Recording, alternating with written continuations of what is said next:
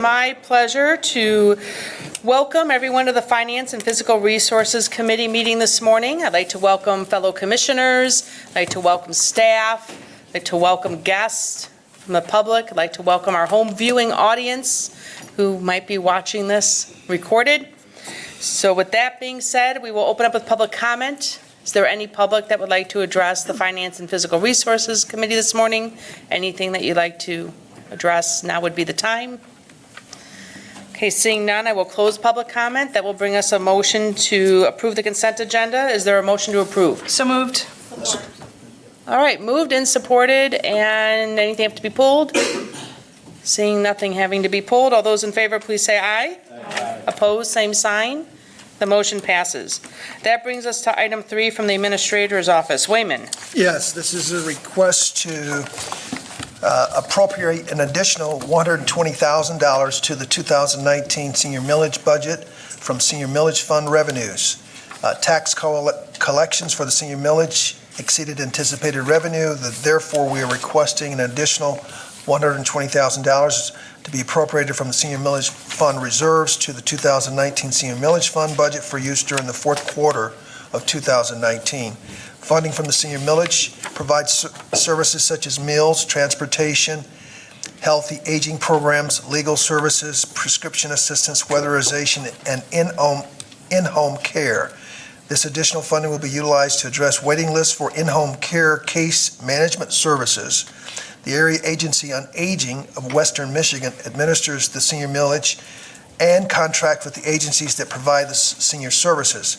The Board of Commissioners approved $11.5 million for the 2019 service plan via Resolution 11/29/1899. Is there a motion to approve? So moved. Supported. Moved and supported, and we'll have questions, comments, and discussion. Yes, Commissioner Polkowski. I'm just going to note that I'm going to abstain from this because of my ongoing conflict with senior millage funds and my day job. Got it. Any questions, comments, or discussion? I'll just take a minute and have, is it Matthew? Come on up, because I would like to know what the process is at this point. I know there were numerous projects and requests made that weren't funded. How is it determined where this is spent? Yeah, there is a waiting list of about 300 people for the home care service right now. So that's why the money's going there, and those are the priority services to keep people in their homes. They're most at risk of having to attrition to an assisted living or a nursing home or something like that. So that's how the funding will be utilized to draw down that waiting list. And then we're in the process next week for the 2020 funds and where they'll go. All right. Anyone else? Okay, seeing none, all those in favor, please say aye. Aye. Opposed, same sign. The motion passes. That brings us to item number 4 from the Board of Commissioners, Fiscal Services. Wayman. Yes, this is a request to the Board of Commissioners to authorize a winter 2019 county corrections and detention millage levy, senior services millage levy, veteran services millage levy, Grand Rapids Public Museum John Ball Zoo millage levy, and Ready by 5 early childhood millage levy. The County Administrator Controller is preparing a recommended budget for the fiscal year 2020, and included in the proposed budget will be programming and appropriations necessary to support operation, debt service, requirements for the county corrections, detention facilities, senior citizens programming, veteran services programming, zoo museum operations, and Ready by 5 early childhood programming. On August 5, 2008, August 5, 2014, November 4, 2014, and November 8, 2016, November 6, 2018, county electors authorized dedicated property tax millages in support of county corrections, detention facilities, senior services, veteran services, zoo museum operations, and Ready by 5 early childhood program, respectively. The resolution will authorize the levy of 2.0013 mills, which includes 0.777 mills for operating debt service requirements for county corrections and detention, a 0.4926 mills for senior millages, a 0.0491 mills for veteran services, a 0.4335 mills for zoo museum operations, and 0.2484 for Ready by 5 early childhood programming. Funds derived from the levy of these millages will be utilized to support these services in the fiscal year 2020 county budget. Is there a motion to approve? So moved. Moved and supported. Questions, comments, and discussion? Yes, Commissioner Bukowski. I think I have to abstain from this as well, just because the senior millage fund is in there. That being said, not at all related to the debate on this issue, just simply a request for facts that this could be a great opportunity for, hopefully there's a simple chart somewhere that would say, here's like the millage level and the amount that was collected in like 18 and 19, and then here's projected, and then the impact of Headley. Yep. Because we like to say we lost money on Headley. We actually, the increase is less. So we didn't really lose money, we just didn't increase by as much. And so the use of language and the good and the bad of Headley, depending on those of us who remember its passage. Washington DC, I like that. Sorry, well, no, I don't. I stay away for a reason. We have a But- chart that explains Yeah, that. so just a nice we can simple provide chart, that to because you. as other commissioners said at our previous session, when people go to our website, things like that. And then, of course, a nice calculator to Yeah, say how much. Our Deputy Fiscal Director, Deputy Director of Fiscal Services provided that for me a week or so ago. We can All right, cool. push Thank that you. to you guys. All right. Okay, anything else? Seeing none, all those in favor, please say aye. Aye. Opposed, same sign, and for Commissioner Bukowski? Abstain. One abstain. And sorry about that last vote, but we can note for the record, your last vote was also abstain because you made that in the comments prior, so. All right, that brings us to item number 5 from Fiscal Services, and Wayman. Yes, this is a recommendation to the Board of Commissioners to approve a resolution authorizing the issuance, sale, and delivery of bonds not to exceed $140 million by the Kent Hospital Finance Authority for Spectrum Health System.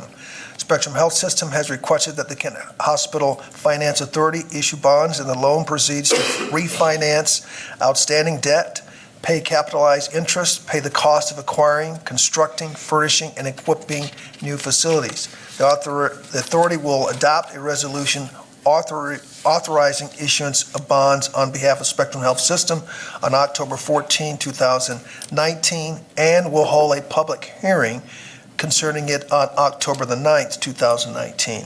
The resolution, if adopted, will approve the issuance, sale, and delivery of the bonds by the authority. The authorization granted by the county is solely for the purpose of complying with the Internal Revenue Code of 1986 as amended. This indebtedness will not constitute a general obligation or debt for the county of Kent. Is there a motion to approve? Move. Support. Okay, moved and supported. Questions, comments, and discussion? Yes, Commissioner Bukowski. I just have to ask the question, sorry,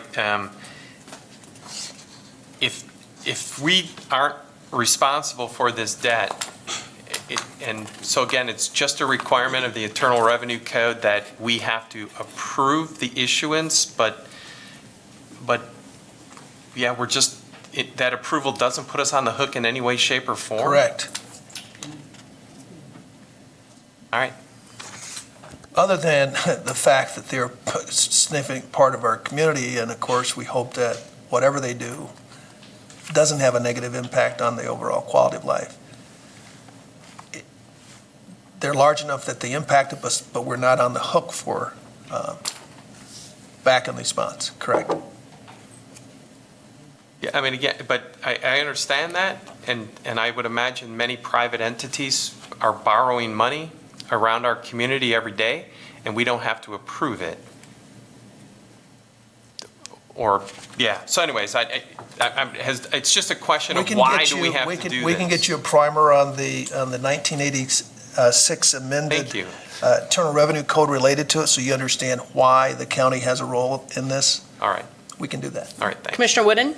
Thank you, Madam Chair. I was wondering if that was because of the IRC. Is this a tax exempt bond then? And so that's why we're approving it, so that their investment and the returns can be tax exempt by federal law, correct? Correct. Okay, and thank you. And then my other question is, the reason Mason and Ludington is involved is only because the bond is going to multiple locations, and so they have to receive approvals from each of those Correct. jurisdictions? Okay.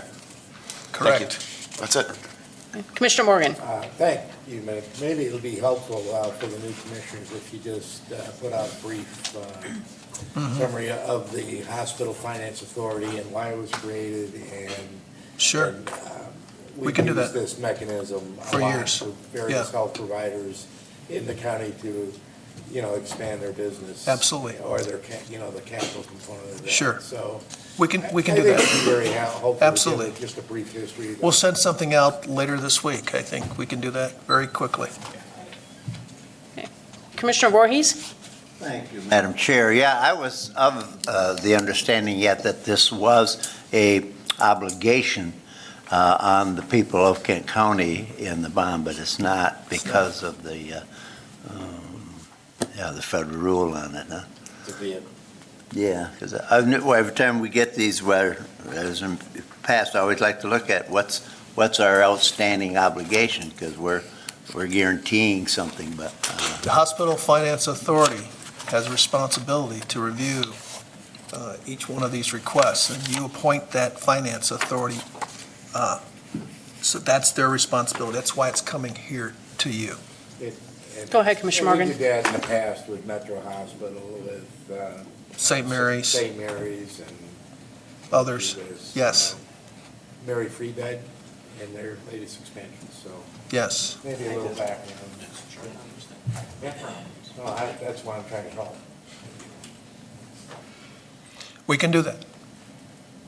I mean, this is not our first No. bond No, along we've these done lines. this 'Cause I've- several I've- times in the past. Right. Yeah, we've done this many times. I've been here 15, almost 16. I think this is probably the fourth or fifth time that I can remember that this has been done. Anyone else? Okay. Seeing none, all those in favor, please say aye. Aye. Opposed, same sign. The motion passes. That brings us to item number 6 from our Health Department and Wayman. Yes, this is a request, let me get to the page here. Lost it. This is a request to the board to add one full-time public health nurse and one full-time outreach worker position, and to accept and appropriate $212,700 from the Michigan Department of Health and Human Services to the 2019-20 Health Fund budget. Recently, the Michigan Department of Health and Human Services alerted the Health Department that $212,700 was available to implement a Ryan White HIV/AIDS program to focus on expanding HIV services offered by the Health Department beyond HIV testing and counseling to include early intervention services. Persons living with HIV/AIDS often face substantial barriers when seeking diagnosis, counseling, and treatment.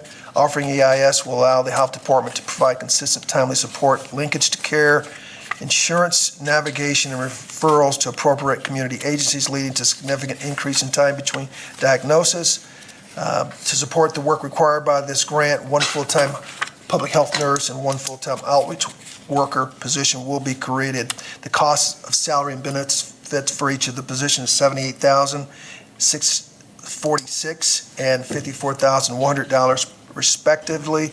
In addition, .15 FTE of an existing public health program supervisor and a .055 FTE of an existing epidemiologist will be charged to the grant for supervision and program evaluation. Total cost for these two positions for the 11-month grant period is $21,931. Travel supplies and overhead costs are $58,700. The grant period is November 1, 2019 to September 30, 2020. It is expected that the grant will be renewed for a minimum of 3 years. If funding is eliminated or decreased, the positions will be eliminated unless continuation funding is approved pursuant to the fiscal policy on grants, contracts, and donations. This item was recommended for approval by the Legislative and Human Resources Committee at its September 24, 2019 committee meeting. Thank you, Wayman. Is there a motion to approve? So moved. Support. All right, we have moved and supported. We'll have questions, comments, and discussion. Anybody? All right, seeing none, all those in favor, please say aye. Aye. Opposed, same sign. The motion passes. That brings us to item number 7 for miscellaneous. Commissioner miscellaneous this morning. Yes, Commissioner Wooden. Just want to thank the Health Department for the work they've been doing, publicizing the concerns around EEE, and also the news about the targeted aerial spraying. I don't represent any of the areas that do. I realize that 2 commissioners at this rostrum do, so I'm sure they have even more stories of folks coming to them with concerns about both items, but the Health Department has been on top of it and has been quite public about it, and I'm very thankful for their work. Okay. Anyone else for miscellaneous? I will echo those, because I am one of those commissioners who's had the phone calls, who stopped off at Oakfield Township yesterday morning with the county map that was created from our health department out of the information they had from the state, so it was clearer on where that area was targeted for spraying. I've had my fair share of phone calls with residents, with elected officials, so I commend Adam, because again, we were both on the phone with he was on the phone with me, texting at 9:45 on a Friday evening, so I'm really grateful that he stays up late. And I was able to address some residents' concerns, and we worked together for that. So it's a great team, and I really appreciate it. Yes, Commissioner Voorhees. Madam Chair, would it be permissible to request Adam to update us on the areas? I see Adam's here. We're in miscellaneous. I don't see why not. Adam, come on up.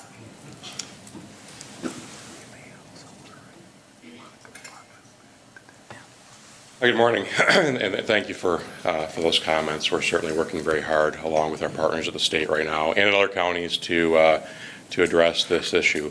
The 2 areas that we have in Kent County that have been identified for aerial spraying, one is primarily in Oakfield Township and northeast part of the county, and straddles the Montcalm County line. That area was identified because of a deer which was tested last week and found to have EEE. The other area is in primarily a portion of northern Solon Township in the northwest part of the county, and that's because of a horse that was found in southern Newaygo County that tested positive for EEE a week or so ago. I expect that both of those areas are probably going to be treated tonight. The state has a number of areas. We're actually a very, very small portion of their area of concern here in Kent County. The larger areas are to the south of us in Calhoun and Berrien and Cass, Van Buren. But there are areas of concern now through scattered throughout most of South and Southwest Michigan. The state continues to find more animals that have tested positive. We heard of 3 more yesterday, not in Kent County, but throughout Southwest Michigan. We're now at a total of 33 animals throughout 15 counties. There are 9 human cases, including 3 deaths. And we're certainly concerned that those numbers are going to continue to increase over a few weeks until we get a good hard frost to knock those mosquitoes down. It's an unusual year where we have the virus present in the birds, which are the host of the organism. We have the mosquito vector that spreads the virus between the birds. We have another mosquito vector. Most people don't realize that there's actually a huge variety of mosquito species here in Michigan. Each one has its favorite ecosystem, its favorite diet of things it likes to feed on. We just so happen to have the birds with a virus. The mosquitoes like to bite the birds. We have another mosquito vector present right now that likes to bite the birds, but also is more of an opportunist and bites deer and people and horses. And we have the weather being what it is. So with all these things together, we have all of the right ingredients for a really concerning situation, and that's what we've responded to. So we're hoping to prevent any preventable cases, human cases of this. It really is a terrible illness when people develop encephalitis. About a third of those who develop encephalitis don't make it. And we've seen that so far, 3 out of 9. And the ones that do make it often have lifelong neurological issues. So we're hoping to prevent that. Then Adam, you had a phone conversation with our superintendents, a few of them, I did, yeah. of schools? Ron Kaler and Ron Kniff from KSD were able to organize a call last Friday morning with I think 29 of the superintendents, and I gave them an update and shared with them our recommendation, the state's recommendation, that to the best of their ability, they shift the start times of evening events. It's not time for panic. It is time for precaution. It's time where if we can do reasonable things that are going to reduce our exposure to mosquitoes, we should do those things. And shifting the game times was something that they can do. We don't think it's necessary right now to cancel games. We think that the situation is under control to the extent where reducing risk is our tactic right now. And they also shifted some practices. I know that my son's in the Rockford High School Marching Band. He now practices from 4 to 7 instead of their usual 6 to 9 to help keep the exposure to bites to smaller time window, because of the time that they tend to be out to bite. So that's important. Yes, Commissioner Antor. Thank you, Madam Chair. Thank you, Adam, for all your work, and I'm glad you're erring on the side of caution on this. I just wanted to point out, I don't know how many people are aware, I've been trying to make people aware of this, but in 2010, we had an epidemic of EEE in this county. We had dead deer. We had so many of them dying from that disease, the DNR in the state quit testing them. They just, every time you call in with a deer that was acting strangely or diseased, they just said, put it down, bury it. And they were literally dumping deer in the landfills. My guess is there was hundreds of them, if not thousands. We don't know because they quit testing them. That was in 2010.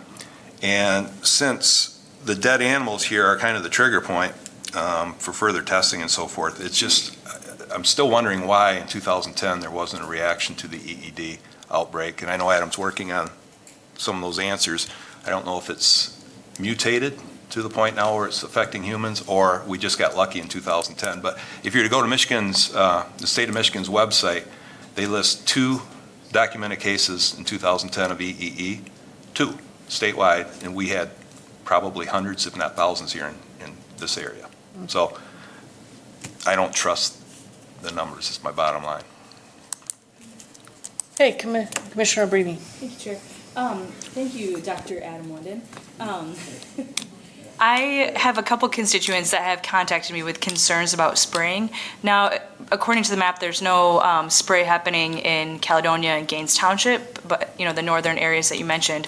So how would you address their concerns? One was a veteran from Vietnam that was familiar with Agent Orange, so this was definitely something that he, it just hit him kind of hard, so. That's understandable. And it's certainly not something that we like to do, especially with such short notice. The spraying that they do is called ultra-low volume spraying. It's with a registered and highly tested chemical permethrin that is regularly used throughout the rest of the country without significant effects to human health or to the environment, to animals. In fact, there are a lot of counties throughout the country that do this not just for emergency response like this, but they do it for just nuisance control throughout the entire year. I think some of our counties over in the Saginaw Bay area use this chemical aerial spraying all year long because they don't like mosquitoes. So they do that effectively without significant effects to the bees or to cats or to other things. So I understand the concerns. I really appreciate the fears that people have. As a parent, I'd be concerned myself not knowing what I do know about this. But I would also say to people that the actual toxicity at this dose is incredibly low. We're talking about a tablespoon per acre that they use in this very fine mist. People are actually exposed to much greater levels of toxins every time they pump their gas or every time they clean their house with cleaning chemicals. So it's we don't, again, like to do anything like this, but in consideration of the concerns that we have about EEE and the fact that we very likely could lose some of our residents because of this, we're doing what we can within reason to respect people's rights, but also to be careful to protect the population as a whole. Thank you. And Adam, there's an opt-out email that was available, EEE@michigan.gov. Yes. Which I shared with a number of people. I was curious, I was having a conversation last night with someone who talked about noticing on his Facebook page a few friends that had healthy pets, and then in the last few weeks, those healthy pets have just died suddenly. And is that something that vets are supposed to be aware of now, and if small animals are dying quickly, pets, that they should be tested? For Triple E? Yeah. There is a relationship that the state veterinarian has with veterinarians for reportable disease. So there should be some reporting system there. I'm not an expert on zoonotic disease reporting from the veterinarian's offices, but I know that they do monitor that ongoing. And then I wanted to talk a minute about future spraying. So for the commissioners here, if tomorrow there is a dead horse or dead deer that's identified positively for Triple E, will the state then target that area for additional spraying? That is my understanding. So I think that's something that all of us need to properly communicate to our local officials that we're connected with, because that, that's a very possible reality. Yes, Commissioner Sparks? Thank you, Madam Chair. I just have a question. 1.4 million or 1.8 million is the expense on this. What portion does Kent County have to cover, if any, or is that just going to be covered by the state? It's entirely covered by the state. Thank you. Okay. Commissioner Antor? Thank you, Madam Chair. I'm sorry about the opt-out process. Who can opt out? Is it communities? Any resident, any property owner can opt out. They can contact the email address that Commissioner Jones mentioned. And the catch is they have to give 48 hours notice before the spraying is scheduled to happen, because it takes that long to check that the property owner is accurate, that the dimensions of the property, and they actually are partnering with our IT department to get the mapping and make sure that they're spraying the proper area. When they do that, and assuming they get it within 48 hours, they exclude an area at least 1,000 feet by 1,000 feet over that address. Now, if someone owns a larger property than that, they'll do the entire property, but the challenge is when you have more densely developed areas. I was going to say, it seems impossible to be able to, you're talking about like crop dusting. You can't control drift and stuff. I mean, the perfect conditions is hard. So yeah, there is a level of drift I'm sure happens. Sure. They have to do this spraying under very low wind conditions because of how fine the mist is. But the computers that they use working with GIS to control the equipment that does the spraying is pretty sophisticated. It's much more sophisticated than just a regular crop duster that you can see over a field. So they're using GIS in order to know when to turn on and turn off the mister in order to exclude those 1,000 by 1,000 foot areas. Now, most of those areas are actually larger than that, because if someone owns 100 acres, they're going to exclude that entire area. The challenge is a challenge that Kalamazoo recognized yesterday, is that they get so many opt-outs, you start getting the map being more opted out than included in the spraying. You get one little thing in the middle of that. Yeah, and pretty soon it becomes not really feasible or really even effective to be spraying just a very, very small intermittent spots throughout a region. So it was a waste of resources to try to do that. And also, just as everybody probably knows, you can send your kids out, spray them off with DEET, and works. It's very effective against mosquitoes. And I think, there's things that we can do on our own to, take care of our kids and ourselves. I think that's our primary line of defense right now, is self-protection and precaution, using repellents and using some common sense. Yeah, thank you. Okay. Thank you, Adam. I want to finish miscellaneous with a very warm welcome to Monica. Nice to have Commissioner Sparks back. Thank you very much. Glad you are feeling well enough to engage again. We certainly have missed you. And I'd also like to add that we didn't start with this, but we did have our work session for the budget prior to this finance meeting. We have another one next week, which is a new approach to this. So from 7:30 a.m. until 10 on next week, Tuesday, we will have a list of additional topics we will be deep diving in a work session for the budget. So with that, I don't see any other miscellaneous. We will adjourn. Our next meeting date is October 15th.